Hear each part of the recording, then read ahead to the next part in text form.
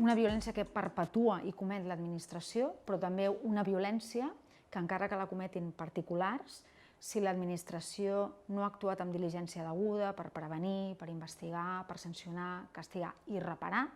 serà responsable també de les violències particulars. I, per tant, doncs, un efecte que interpel·la les administracions. A nivell internacional, això té una lògica també de canvi de paradigma històric. És a dir, vam viure una època en què els drets de les dones no es reconeixien,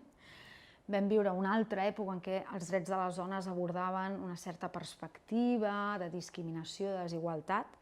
Després vam viure el paradigma de que es començava a parlar de violència contra les dones, de vulneració de drets humans.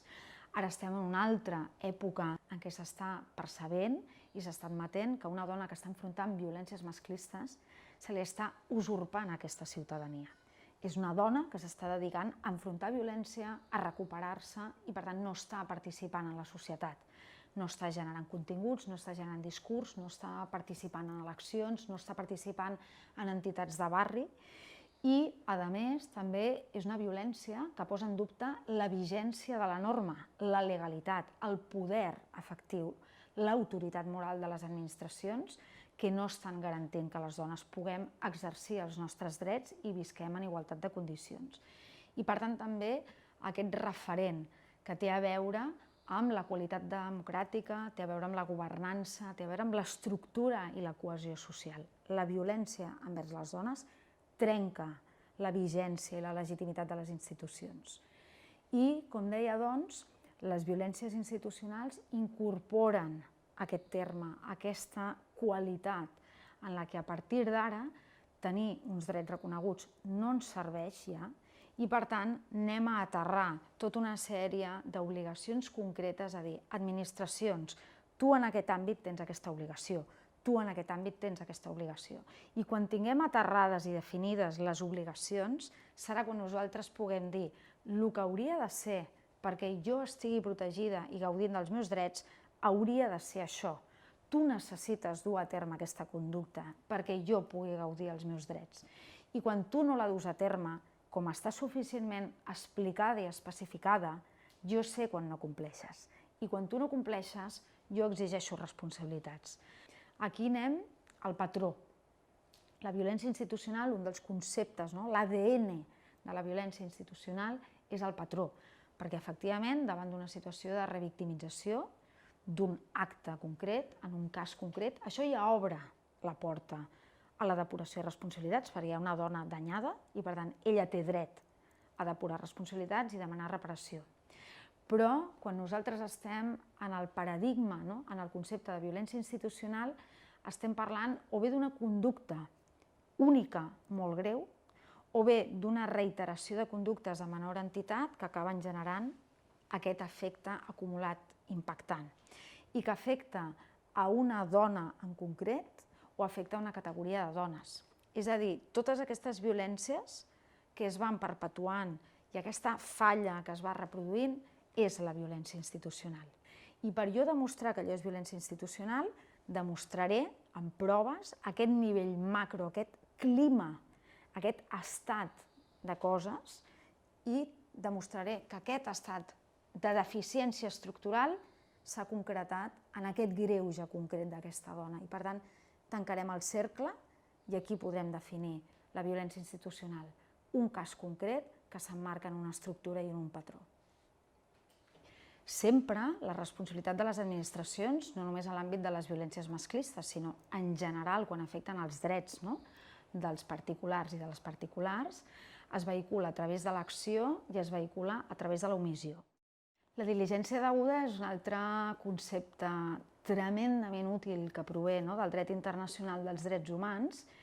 i és un concepte molt versàtil. És alhora un criteri d'interpretació jurídic, és alhora un principi rector o una guia, és alhora un estàndard de qualitat i, com deia, aquesta diligència deguda té un component qualitatiu i té un component quantitatiu.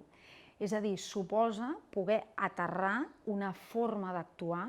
per això deguda és la exigible, és l'esperable, per part de les administracions, i el concepte de diligència crec que és un concepte estàndard. Tothom entén, no?, que és una adequació, és un rigor, és una celeritat, és una professionalització que et permet, no?, donar una resposta a l'alçada de les circumstàncies i orientada amb un enfoc, no?, adequat. I per tant és un concepte que engloba molts ingredients que d'alguna manera han de servir no només de guia per les administracions, sinó, com deia, l'altra part important a la que no s'ha tret tot el potencial que se li podria treure. I és que si definim diligència deguda i per tant anem aterrant aquest concepte macro a obligacions concretes de les administracions, és quan nosaltres podem assenyalar el que hauria d'haver estat, el que una dona o una col·lectivitat de dones poden esperar de les administracions. Un dels elements importants, no?, quan parlàvem de novetat, el fet de que la llei catalana sigui la primera llei autonòmica que incorpora la violència institucional és un canvi absolutament històric. I de fet esperem que aquest canvi, aquest salt qualitatiu, aquest canvi de paradigma pugui anar impregnant o inspirant d'altres normes a nivell autonòmic i finalment fins i tot la legislació estatal. I de fet no només la legislació estatal, perquè l'estat espanyol en aquest sentit sempre ha estat referent de moltes legislacions a nivell europeu. I per tant el potencial transformador de que aquest concepte, aquesta eina de canvi aterri en una llei autonòmica obre un món de possibilitats molt important. I d'alguna manera això fa que a nivell qualitatiu també la normativa de violència masclista s'apropi més que mai als estàndards internacionals. Uns estàndards que no només tenen a veure amb les violències masclistes envers les dones, sinó que també tot el dret internacional dels drets humans bevem d'aquestes arrels i d'aquests conceptes que haurien d'impregnar en el dia a dia l'actuació de les administracions. Ho dic perquè sempre hi ha hagut una fractura històrica en el bon fer, no?, treballat a nivell internacional sobre els drets en general, i les violències envers les dones han quedat en un altre casell, en un altre concepte, i falta aquest punt d'unió, d'inspiració, no?, i d'imbricació de conceptes i d'interpretació. I per tant, doncs, tenim l'àmbit de la producció legislativa,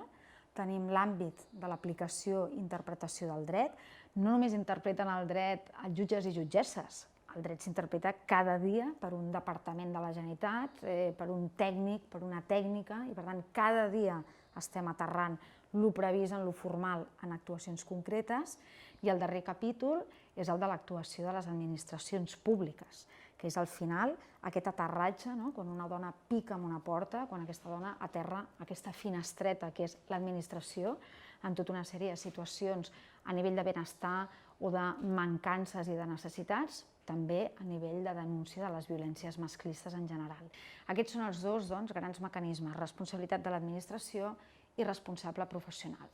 Però hi ha un tercer àmbit o un tercer aspecte que hem de posar al damunt de la taula, perquè aquestes dues responsabilitats al final són responsabilitats legals que es vehiculen cadascuna d'elles amb la seva legislació de depuració de responsabilitats,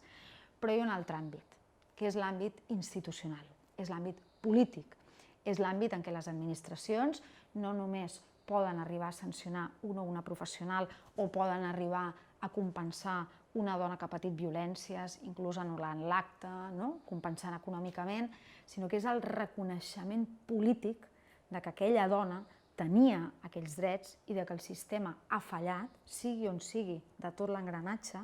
i per tant l'administració públicament demana disculpes, públicament admet que allò no està funcionant i repara un greuge en un pla simbòlic, en un pla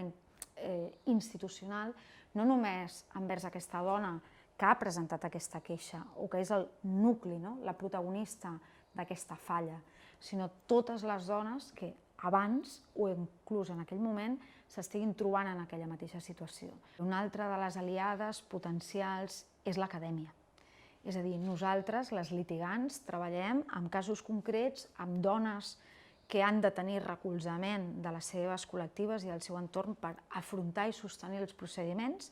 però també necessitem una acadèmia proactiva, una acadèmia que ens dona idees, que ens dona formulacions, que ens dona aterratges conceptuals, que ens dona tota aquesta qualitat, no?, tècnica que fa que nosaltres, quan emprenem un procediment, això depèn de les proves que tinguem, depèn de l'estratègia legal i del coneixement del dret, però depèn també de tot aquest paradigma en què nosaltres anem fent pedagogia. Quin és el paper que tenim les entitats? La violència institucional sempre hem sostingut que no pot recaure sobre l'esquena, aquest pes no pot recaure sobre les dones que enfronten aquesta violència. Perquè voldria dir que aquestes dones o col·lectivitats de dones que ja han rebut aquesta violència se les torna a carregar amb una obligació efectiva, que és una obligació de David contra Goliat. És aquesta dona ja danyada ha de tenir tot el desplegament d'energia, de recursos, de saber, d'aliances, de possibilitats per tornar a carregar contra les administracions per exigir que sigui reconegut que s'ha vulnerat el seu dret i exigir una reparació i una transformació. Això no és sostenible, no és viable, no és just i, per tant, considero que, amb independència de que totes les dones agreujades tindran sempre l'opció legal de litigar, ens correspon a les entitats de dones, a la societat civil, les entitats de drets humans, obrir aquest camí.